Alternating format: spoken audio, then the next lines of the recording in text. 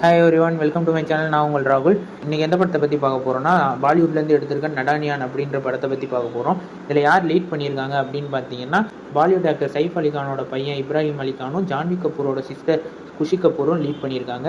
இந்த படத்தோட கதை என்னன்னு பார்த்தீங்கன்னா, குஷி கபூர் வந்து சின்ன வயசுலேருந்தே பணக்கார வீட்டு ஃபேமிலி, எலைட் ஸ்கூலில் தான் படிக்கிறாங்க. அங்கே வந்து இவங்களுக்கு வந்து 2 ஃப்ரெண்ட்ஸ் இருக்காங்க. ஹீரோயினோட 2 ஃப்ரெண்ட்ஸும் ஹீரோயினும் சேர்ந்து 3 பேர் ஃப்ரெண்ட்ஷிப்பை தாண்டி ஒரு சிஸ்டர்ஹுட்டாக பழகுறாங்க. அவங்க வந்து பாண்டிங் வந்து அவ்வளோ சூப்பராக இருக்கும்.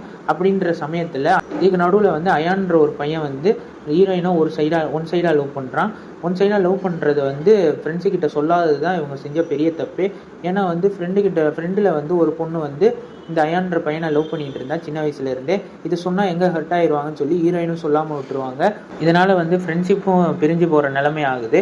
அதுக்கு நடுவில் தான் வந்து இவங்க ஓப்பனாக சொல்கிறாங்க, இந்த மாதிரி எனக்கு ஒரு பாய் ஃப்ரெண்ட் இருக்குது, இந்த மாதிரி பாய் ஃப்ரெண்ட் இருக்கனால உங்களுக்கு சர்ப்ரைஸாக காட்டணும்னு நினச்சேன் அப்படின்னு சொல்லி ஹீரோயின் சொல்கிறாங்க. அப்போ ஃபேக் பாய் ஃப்ரெண்டாக நடிக்க வைக்கிறதுக்கு கூப்பிட்றதான் இப்ராஹிம் அலிகான். அவரை வந்து ஃபேக் பாய் ஃப்ரெண்டாக நடிக்கிறதுக்காண்டி கூட்டிகிட்டு வருவாங்க ஹீரோயின்.